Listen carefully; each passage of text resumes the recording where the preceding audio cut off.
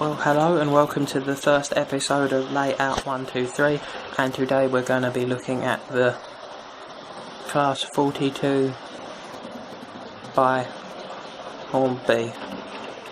Well, hello and welcome to Layout 123, and I thought I was going to do this video.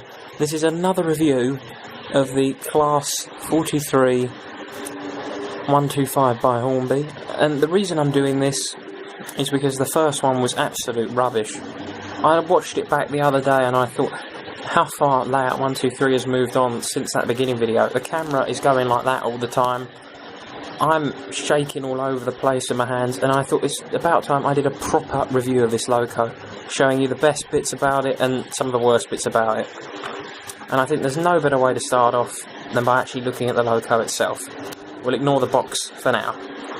And looking at the loco, we can see some great detailing all over it, including the East Coast livery, which I think is just superb.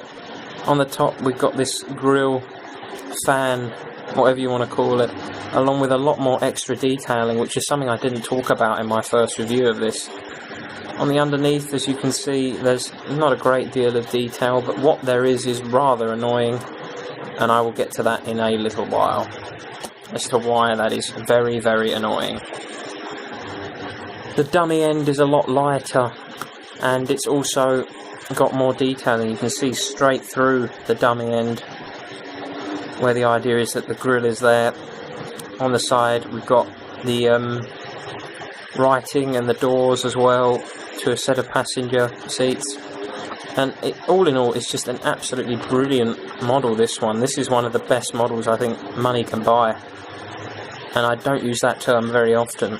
The front end of this looks stunning, and that is the photo for the actual channel. So for those of you who've been watching Layout 123 for the last couple of months, this logo will be associated with that.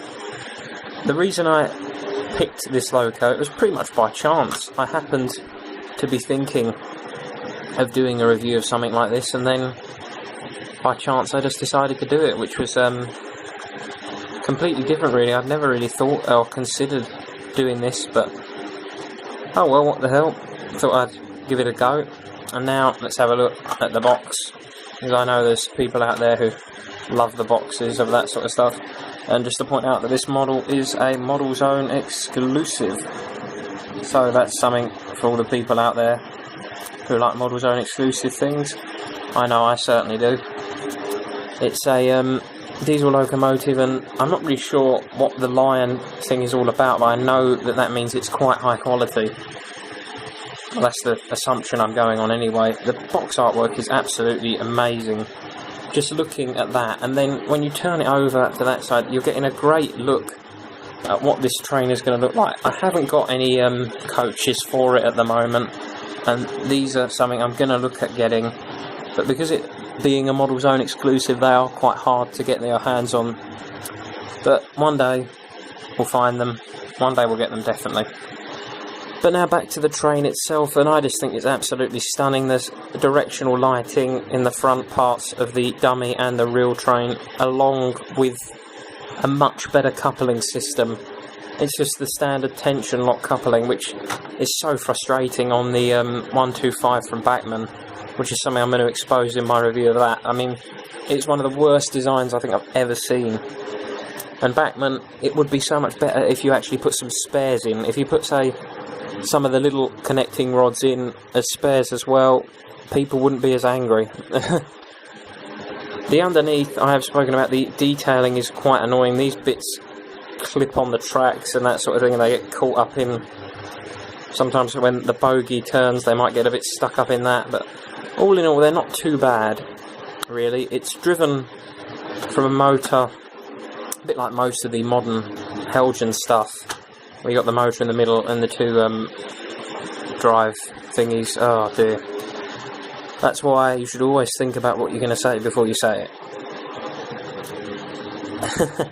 There's actually little opening doors on it as well. It's another feature which is absolutely amazing. I've never seen that on a loco before. Opening doors like that on any of them, new, old, or whatever. And it's the same with the back end as well, the dummy. And I think the best way to really show why this is so good is by comparing it to one of its old counterparts.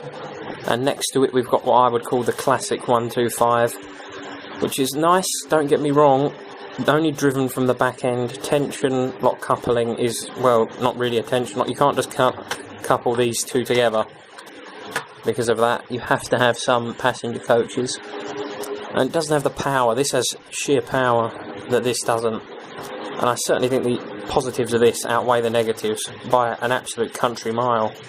The detailing on this one is minimal in comparison. If you put them side by side, you can just see one looks like a toy and one looks like a real train.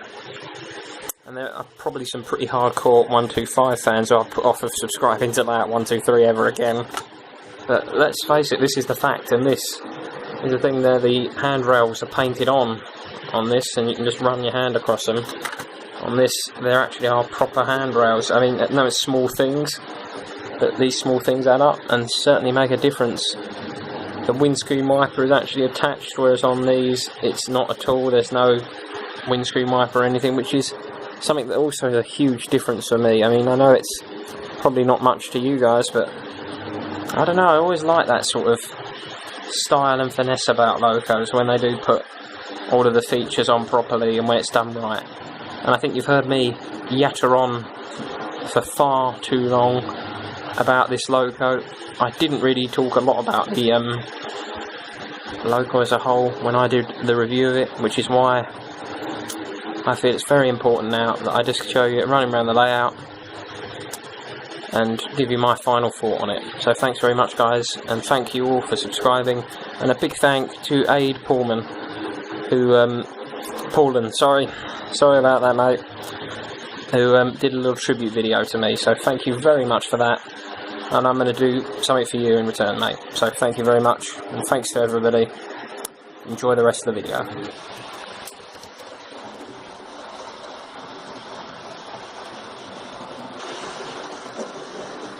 Model railway perfection, that.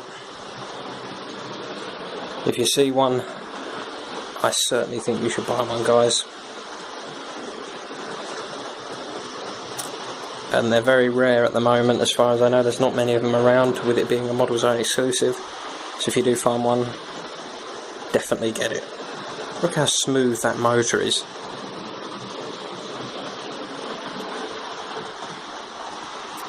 And it absolutely flies round, and this, we've hardly got the power up at all, and it's already shooting round. I mean, they call the 040s pocket rockets. This is more like a missile. So thanks very much for watching guys, and I hope you enjoyed this video. And please subscribe for more, and all the people who have subscribed, I thank you so much. And don't forget as well to check out my original review of this and compare it. And look at how shaky the camera is. Ugh. Because that's what I was trying to do with the little intro, is just take the mick out of myself and how dreadful that turned out. So thanks very much guys for watching this. See you all soon.